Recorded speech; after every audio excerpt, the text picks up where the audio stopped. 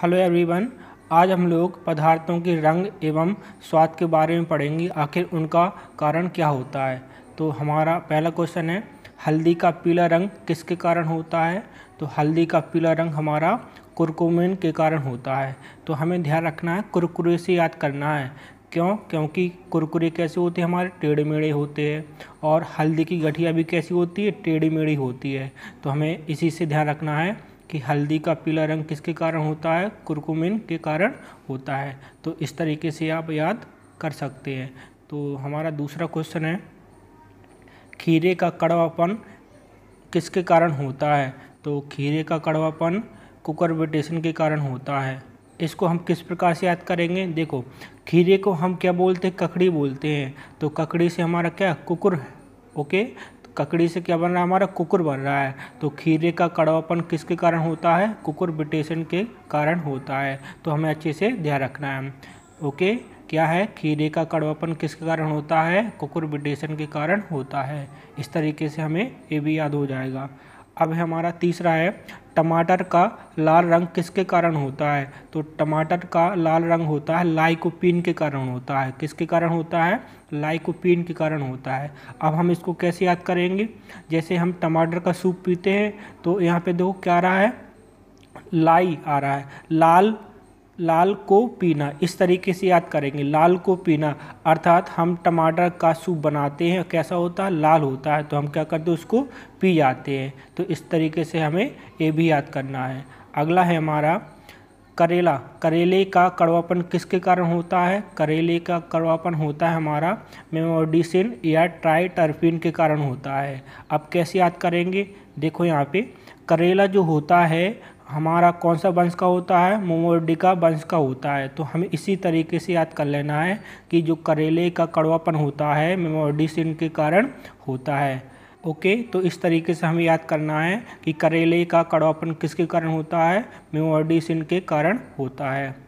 अगला क्वेश्चन है हमारा, अगला क्वेश्चन है, आलू का हरा रंग किसके कारण होता है। तो आलू का हरा रंग किसके कारण होता है, हमारा सोलेनिन के कारण होता है। कैसे याद करेंगे, आलू हमारा कौन से वंश का होता है, सोलेनेसी वंश का होता है। तो इस तरीके से हमें याद करना है कि आलू का हरा रंग किसके कारण होता है, सोलेनिन के कारण होता है। अगला क्वेश्चन है, गाजर का नारंगी एवं पीला रंग किसके कारण होता है। अब देखो गाजर को इंग्लिश में क्या बोलते हैं, हम कैरेट बोलते हैं। क्या बोलते हैं, कैरेट। तो कैरेट से क्या बनता है, हमारा कैरोटीन बनता है। तो इस तरीके से हमें याद कर लेना है, गाजर का नारंगी एवं पीला रंग किस कारण होता है, कैरोटीन के कारण होता है। अगला क्वेश्चन है, अब गाजर का लाल रंग, गाजर का लाल रंग एंथोसाइनिन के कारण होता है। किसके कारण होता है, एंथोसाइनिन के कारण होता है गाजर का लाल रंग। अगला क्वेश्चन है, सेब का लाल रंग, सेब का लाल रंग किसके कारण होता है। तो एंथोसाइनिन के कारण ही सेब का लाल रंग होता है। गाजर का लाल रंग था, एंथोसाइनिन के कारण था, और इसी प्रकार सेब का लाल रंग भी एंथोसाइनिन के कारण है। अगला क्वेश्चन है, प्याज का लाल रंग किसके कारण है। तो हमारा प्याज का लाल रंग भी एंथोसाइनिन के कारण ही है। और अगला क्वेश्चन है, चुकंदर का लाल रंग किसके कारण होता है। चुकंदर का लाल रंग हमारा बेटाइन के कारण होता है। तो हमें ये भी ध्यान रखना है। अगला क्वेश्चन है, मूली का तीखापन किसके कारण होता है। मूली का तीखापन आइसोसाइनेट के कारण होता है। अब कैसे याद करेंगे, देखो आइसोसाइनेट पदार्थ हमारा दुर्गंध युक्त पदार्थ होता है, वो बेसेलर टाइप का होता है, इससे दुर्गंध आती है। तो जब मूली काटते हैं तो हमें थोड़ी बहुत गंध आती है। तो हमें इस तरीके से याद रखना है, मूली का तीखापन आइसोसाइनेट पदार्थ के कारण होता है। अब अगला क्वेश्चन है हमारा, पत्तियों का हरा रंग किसके कारण होता है। पत्तियों का हरा रंग हमारा क्लोरोफिल के कारण होता है। अगला क्वेश्चन है, दूध का सफ़ेद रंग किसके कारण होता है। दूध का सफ़ेद रंग हमारा होता है केसिन के कारण होता है। किस कारण होता है, केसिन के कारण होता है। और जो हमारा गाय का दूध होता है वो कैसा होता है, हल्का पीला रंग का होता है। तो किसके कारण होता है, वो कैरोटीन के कारण होता है। तो हमें ये भी ध्यान रखना है। पपीते का पीला रंग किसके कारण होता है। पपीते का पीला रंग कैरिकांजोथिन के कारण होता है। ओके, ध्यान रखना हमें, पपीते का पीला रंग कैरिकांजोथिन के कारण होता है।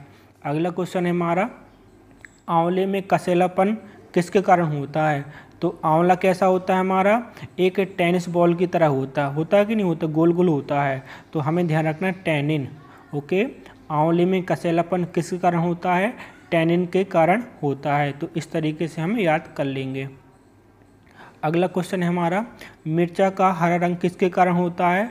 तो मिर्चा का हरा रंग हमारा होता है कैप्सिन के कारण होता है। किसके कारण होता है, कैप्सिन के कारण होता है। अब हम इसको कैसे याद करेंगे, देखो मिर्चा हमारी कौन सी वंश की है, कैप्सिकम वंश की है। तो इससे हमें ध्यान रखना कैप्सी, क्योंकि अभी आगे ही मिलेंगे आपको इसी तरह के क्वेश्चन मिलेंगे। कैप्सी तो कैप्सिन हो गया, तो वंश क्या है इसका, कैप्सिकम। तो मिर्चा का हरा रंग किसके कारण होता है, कैप्सिन के कारण होता है। अब आपको ये शब्द ध्यान रखना कैप्सिकम। अब देखो मिर्चा का लाल रंग किसके कारण होता है, तो मिर्चा का लाल रंग होता है कैप्सिनथिन के कारण होता है। हमने क्या बताया था अभी, कैप्सिकम उसका वंश है, तो उसी से शब्द बनते कैप्से। ओके, तो इस तरीके से हमें ध्यान रखना है। अब हमारा अगला क्वेश्चन है मिर्चा का तीखापन। तो मिर्चा का तीखापन किस कारण होता है, कैप्सिसिन के कारण होता है। अभी हमने बताया था कैप्सिकम उसका वंश है, तो कैप्सि करके आता है इसमें सब। ओके, तो ध्यान रखना है, मिर्चा का इस प्रकार से याद हो जाएगा। अब प्याज में गंध किसके कारण होती है, एलाइल के कारण होती है। ओके, तो ध्यान रखना है, प्याज में गंध किसके कारण होती है, एलाइल के कारण होती है। क्योंकि एलाइल में पोटेशियम नामक पदार्थ होता है, तो हम कह सकते हैं पोटेशियम के कारण भी गंध आती है। अगला क्वेश्चन है लहसुन में गंध किसके कारण आती है। लहसुन में गंध हमारे एलाइसिन पदार्थ के कारण आती है। क्यों, क्योंकि एलाइसिन में पोटेशियम होता है, तो पोटेशियम से ही गंध आती है। तो इस प्रकार लहसुन में गंध किसके कारण आती है, एलाइसिन के कारण आती है या पोटेशियम के कारण आती है।